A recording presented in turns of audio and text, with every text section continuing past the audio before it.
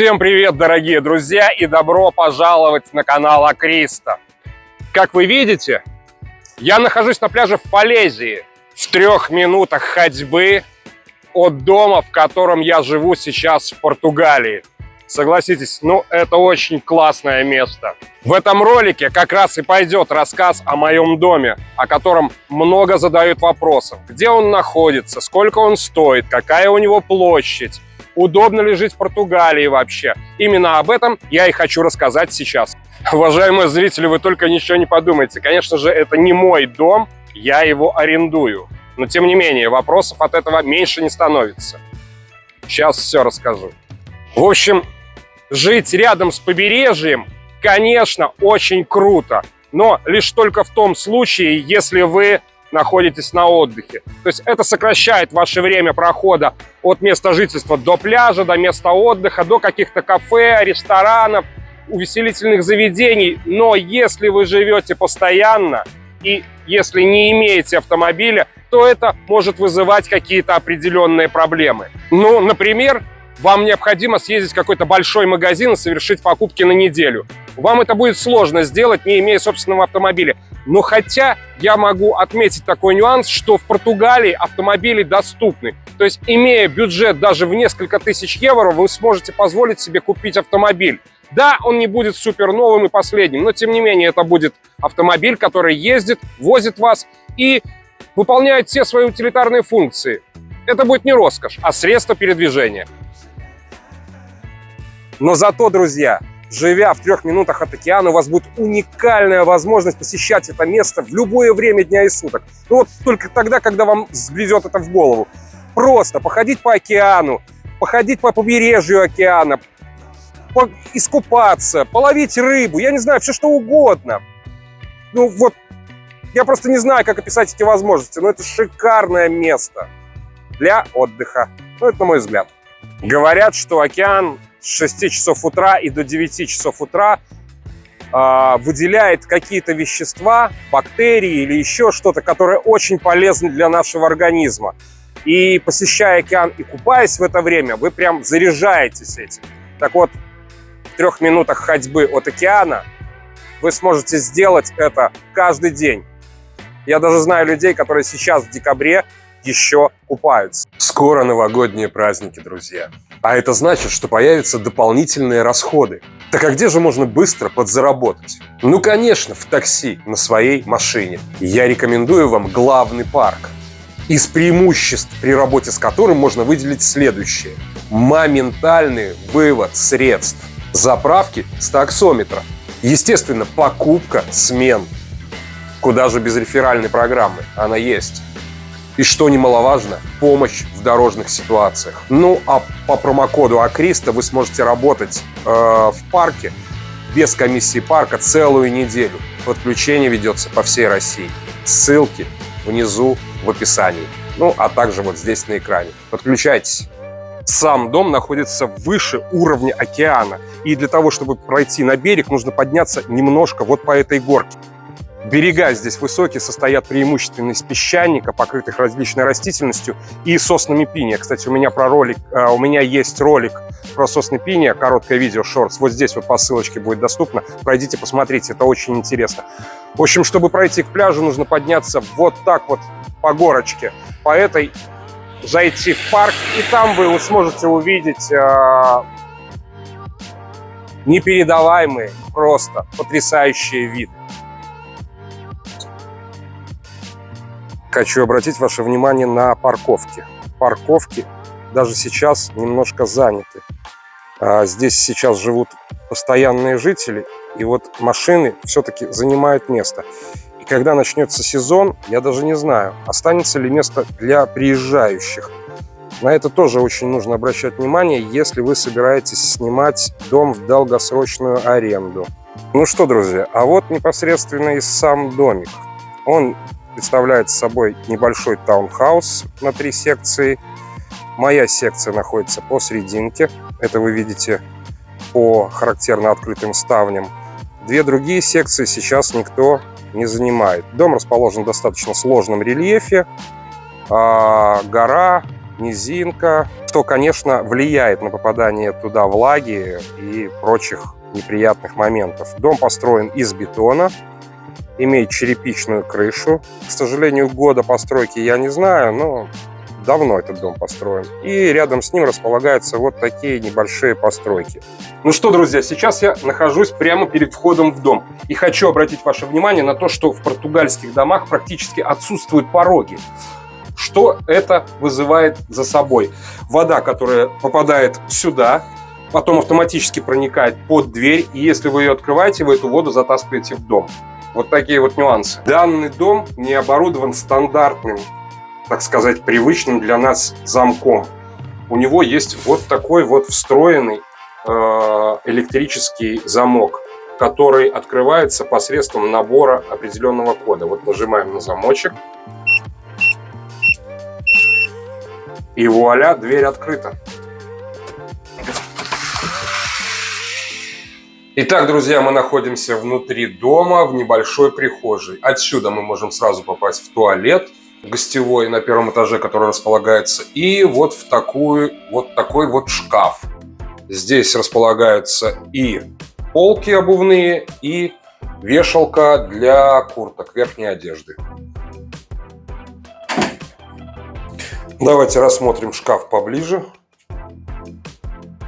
Вот висят мои вещи, кроссовки, предметы для уборки. Вот такой замысловатый шкафчик.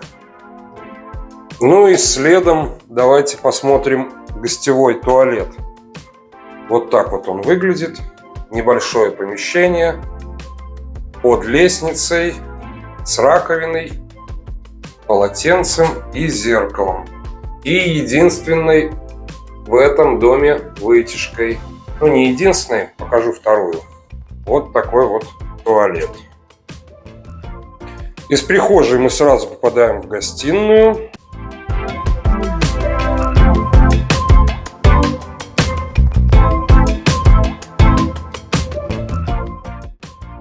Вот такая гостиная, оборудованная диваном, креслом, обеденным столом. Ковер я свернул, чтобы он мне не мешал. Здесь установлен телевизор. Имеется полочка. Вот такие вот интересные украшения. И сразу вот там выход на террасу. Я расскажу о нем чуть попозже. В этой гостиной находится обеденный стол, вы уже могли видеть. И проход на небольшую кухню. Кухня совсем маленькая, она занимает буквально несколько квадратных метров. Оборудована посудомоечной машиной, индукционной варочной поверхностью, духовкой, электрочайником, тостером, кофемашиной, микроволновкой и холодильником. И вот такой вот грязной посудой после меня. Ну и вот еще вытяжка есть. Вот эта вытяжка, которую я использую при работе с плитой. Ну, то есть, когда готовлю, грубо говоря. Вот это вторая вытяжка, которая присутствует в доме. Больше вытяжек в доме нет. На мой взгляд, для отдыха вообще никаких проблем. Ну и окошко сразу можно наблюдать за улицей. Такими прекрасными видами. Давайте, наверное, сейчас сразу выйдем с вами на террасу. Терраса оборудована вот такой вот раздвижной дверью-стеклопакетом, закрыта плотными шторами. Открываем дверь. И вуаля, мы сразу, переступив порог, находимся на террасе. Здесь у нас есть гриль, 2 лежака, зонт. Все для того, чтобы хорошо, прекрасно проводить время. Стол с таким растением, моя пепельница, сигареты. Курение – это вредно. 4 стула. И вот такой вот прекрасный вид на бассейн. Ну и, как вы еще заметили, небольшая лужайка перед террасой. Давайте подойдем к бассейну. Поскольку из постояльцев здесь только я один. Вот такой вот веселый Будда сидит здесь. Вот такой вот внутренний двор.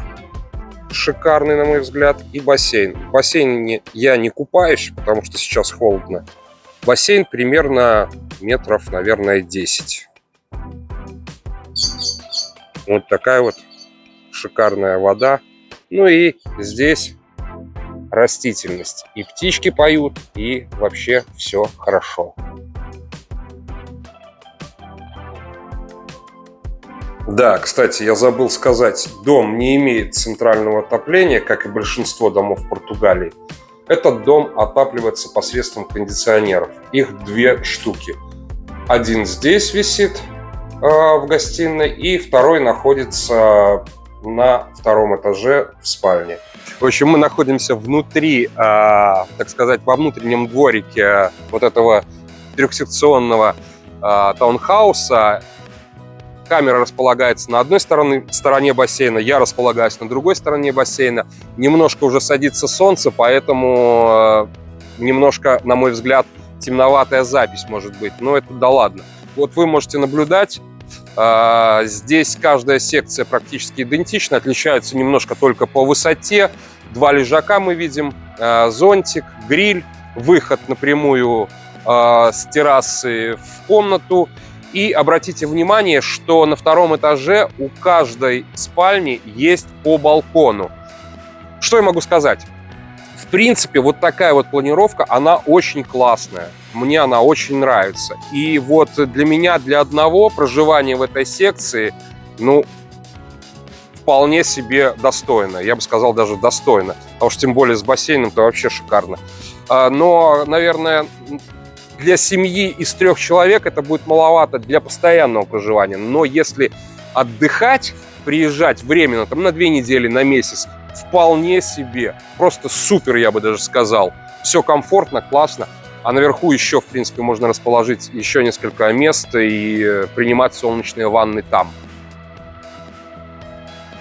Сейчас поднимемся на 2-й этаж и посмотрим, как там все устроено. Итак, друзья, на 2-й этаж у нас ведет вот такая вот лестница. На мой взгляд, она немного крутовата. Ну да ладно.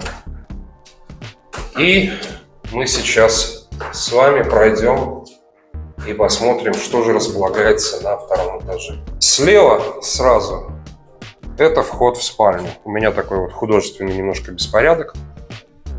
Площадь этой спальни, наверное, метров 10 максимум. Справа располагаются вот так вот шкафы. Над дверью располагается кондиционер, который обогревает эту комнату.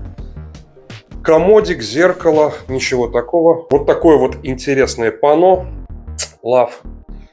И выход на балкон. Давайте с вами выйдем на балкон, посмотрим. Площадь балкона, наверное, метров 6 квадратных. Здесь размещается блок внешний от кондиционера, телевидение, антенки. И вот мы сейчас сверху смотрим на бассейн. Вот эта крыша над террасой черепичная. Кстати, здесь у большинства домов, если заметите, черепичные крыши. Но это из-за климата, потому что летом здесь очень тепло, здесь и зимой-то не холодно. Сегодня декабрь. А летом-то вообще как бы жарко. А черепица, она, ну, хорошо предохраняет от жары. Возвращаемся в спальню и движемся во 2-й санузел. Так сказать, это master bedroom, наверное. Ну вот перед этим, вот здесь, в этом шкафу, находится стиральная машина, утюг и бойлер. Вот такой вот шкаф. И вот здесь еще сушильная доска и полотенечки. То есть бойлер здесь, наверное, литров на 60. Фагор, не знаю, что это за компания. Наверное, какая-то местная. Так, ну и вот такой вот санузел. В санузле располагается 2 раковины, зеркало, душевая кабина, в которой отражаюсь я, окошко и унитаз. В других секциях еще и биде есть. Ну, здесь у меня такого нету. И фен еще. Вот такой вот фен. И вот так это все выглядит сверху. Вот такая лестница. Везде выключатели. Они, так сказать, проходные. То есть включаешь в одном месте, выключаешь в другом месте. Ну что, друзья, вот я и провел вам виртуальную экскурсию по дому, в котором я живу в Португалии. А сейчас я отвечу, наверное, на самые интересующие вас вопросы. А именно, сколько же стоит это жилье в Португалии? Итак, стоимость этого дома составляет 750 евро в месяц без коммунальных. Период аренды – это только с ноября по март. Потому что дальше этот дом будет сдаваться посуточно и уже совершенно другие деньги. Поверьте, это в 2-3 раза больше. Площадь всех этих помещений, включая террасы, балконы и все прилегающие помещения, составляет порядка 80 метров квадратных. По коммуналке. Коммуналка в месяц примерно мне обходится порядка 130 евро. Что входит в это? Электричество, свет и интернет. То есть каналы там Netflix и всякое прочее. Дорого ли это? Честно говоря, не уверен. Мне кажется, что в принципе вполне себе адекватная стоимость. Насчет проживания здесь есть нюансы. Я бы уточнил такой момент, что не очень удобно отапливаться кондиционером, и мне бы хотелось все-таки приобрести осушитель воздуха, потому что здесь все-таки близость океана, как я говорил в начале ролика, имеет большое значение. Здесь очень влажно и сыро, и это все нужно как-то убирать. А осушитель воздуха с этим прекрасно справляется. Конечно, в России или Беларуси понятие осушитель воздуха не совсем привычное. Здесь, в Португалии, это вполне себе обыденная вещь. В общем, подытожим. Если понравилось это видео, буду благодарен за лайки, комментарии, вопросы. На все отвечу. Пишите внизу. Всегда открыт к общению. Если будете задавать вопросы, постараюсь ответить в следующем ролике на эти вопросы, либо сам в переписке. Ставьте лайки, подписывайтесь на канал. С вами был Олег из Португалии. Канал Акриста. Пока. И оставайтесь на канале.